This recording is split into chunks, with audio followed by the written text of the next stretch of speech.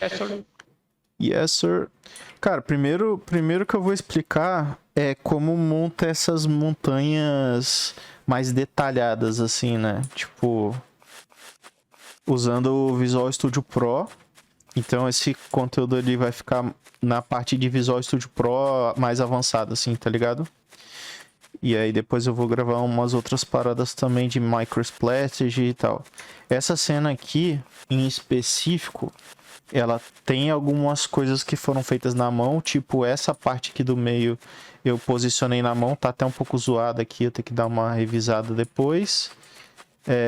A parte de vegetação em pedras eu já tinha mostrado lá naquele outro vídeo de leveling, mais basicão lá do VSP e tal, e aqui agora, com a ajuda do boneco, a gente estava testando para poder fazer essas montanhas mais detalhadas de forma mais automatizada, né?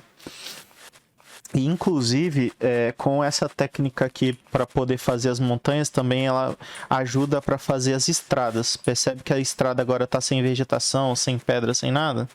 É justamente usando a mesma técnica, só que no caso das montanhas a gente vincula numa camada do ground para poder exibir, e no caso da estrada eu tiro o elemento caso tenha aquela textura, né? Então vamos lá. Vou pausar aqui o play.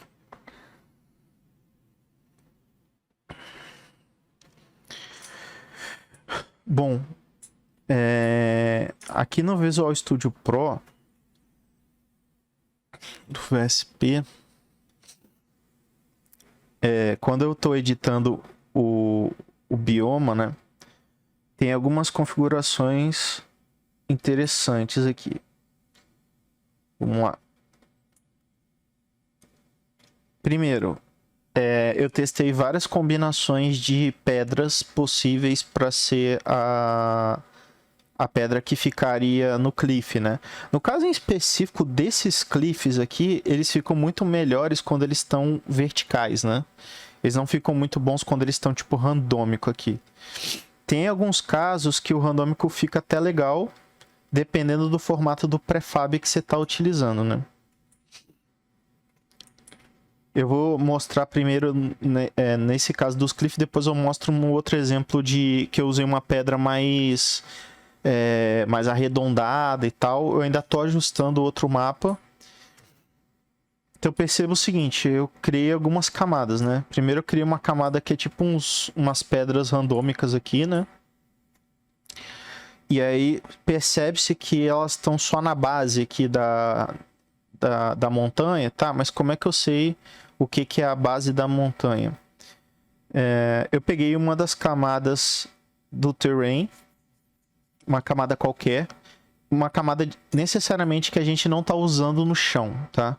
Tem que ser uma textura qualquer que não está sendo utilizada no chão, porque senão essas pedras aqui elas iriam spawnar no chão inteiro, né? Então eu passo essa pintura da textura nas bordas. Inclusive depois eu vou até abaular esses picos aqui, porque eu estava fazendo um teste para ver se ficava bom, mas não fica. O ideal é que essa parte final aqui da montanha que está rodeando o mapa, ele fique mais ou menos com uma altura, no caso do chão aqui, o chão está com 10 de altura, eu colocaria talvez 12 aqui de altura. Por quê? Porque a longa distância a gente só vai ver uma linhazinha fina, saca? Tipo como se fosse um horizonte. Só que como vai vir o prefab na frente, ele não vai ter problema. Aí, qual é a minha impressão? Que eu até preciso testar isso para ver se vai ficar 100% do jeito que eu estou pensando. Se eu colocar isso aqui com tamanho de 12 e ele for reto, né, usar essa pintura reta aqui, quando for olhar de longe vai parecer a linha do horizonte, e quando for chegando mais perto ele vai carregando os prefabs do cliff, e aí a gente vê efetivamente a pedra, né? Você não vai ver essas montanhas aqui, ó. Vou até fazer isso aqui agora pra gente testar, ó. A minha ideia é essa, de... Tá vendo que eu coloco... Por que eu coloco 12 aqui e não coloco a altura do próprio terrain aqui? Porque eu quero que essa área aqui não seja passável, né? Não pode ser andável. E aí, quando eu vou gerar o nave mesh, se eu não tivesse desnível de altura, né? Ele não vai conseguir separar o andar de baixo com o andar de cima. Aí tem que testar para ver se o 12 fica bom, ó. Como tem um desnível aqui de 2, pela minha configuração do nave mesh aqui, que está com ângulo de 30 graus, ele consegue separar o que é esse andar de baixo e esse andar de cima. Então já resolve o problema do nave mesh só com essa diferença aqui. E provavelmente quando você olhar de longe, você só vai ver uma linhazinha aparecendo a linha do horizonte. Porque como o prefab tem LOD, quando a pedra está muito longe, ela não vai aparecer, né? Ela vai estar na área de cutting. Então vamos até ver aqui se realmente vai ficar dessa forma como eu estou pensando. E aí, o que vai aparecer? Você vai olhar para o mapa, vai ter uma linhazinha do horizonte. Quando você vai chegando mais perto, ela vai exibir a pedra. E aí eu estou procurando para ver como é que é o efeito de, em vez de ser um load do prefab meio que seco assim, né? De só aparecer, ele meio que parecer como se fosse uma miragem. Saca? Aquele efeito de miragem. Então aqui, ó, quando você olha assim, você só consegue ver tipo a linha do horizonte, né? Como se estivesse acabando. E a partir do momento que você vai chegando mais perto... Vou ter que ir lá pro outro lado.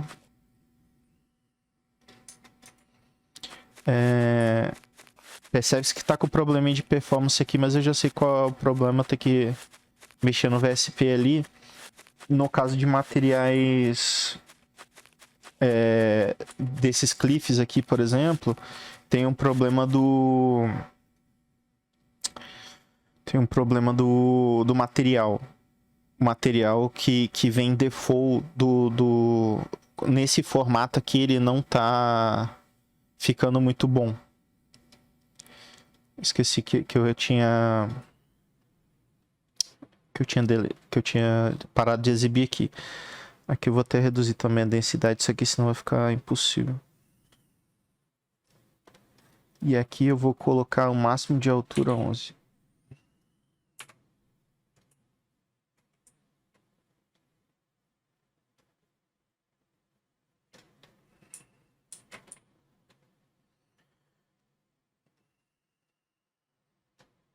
André, Oi. nessa parte aí que você falou que pintou a mão, na curvinha aí, dá para fazer automático também. Para pintar só nessa curvinha. Aí já pinta automático também no TSP. Ah, sim, se você estiver pintando o novo SP, né? Uhum. Como eu tô pintando manualmente aqui, eu acabei não mexendo. Aí aqui você percebe que ele tá fazendo esses quadradinhos aqui por causa do Occlusion Cooling, né? Se eu tirar aqui o Occlusion Cooling, ele vai voltar ao normal. Então assim, qual é a mágica da parada? Você pintou a camada que fica em volta da borda com uma textura que não seja do chão, para diferenciar. Deixa eu só terminar aqui esse... dele limpar o Occlusion Cooling. O Occlusion Cooling é o último procedimento que você faz depois que o mapa está pronto, que ele vai fazer justamente a questão da visualização da câmera ficar segmentada, né? E ele melhora bastante a performance, mas ao mesmo tempo também, se você toda hora mexe no mapa, você tem que ficar dando bake novamente no Occlusion. Então assim, ó, aqui eu coloquei o segundo andar, né, com 2 de diferença de altura, e mandei selecionar a camada. Se eu pegar aqui nas pedras, aqui para baixo, vai ter essa opção aqui, ó, Terrain Texture Roles. E aí vai ter a opção Use Include Terrain Texture Roles. Você marca essa opção, dá ADD Item, seleciona a textura por aqui, ó. No caso aqui eu estou usando essa camada 7, né? E aí ele só vai colocar o prefab aonde tem aquela textura, tá? E aí no caso da estrada, que eu falei aqui que ele sumiu tudo, tem uma segunda opção aqui embaixo chamado Exclude Terrain Texture Roles. Aqui no caso eu não quero que quando tenha essa textura, determinado elemento apareça. Então todos os elementos que for de pedra, graveto, qualquer coisa de decoração que está aqui, eu estou excluindo para quê? Para a estrada ficar certinha.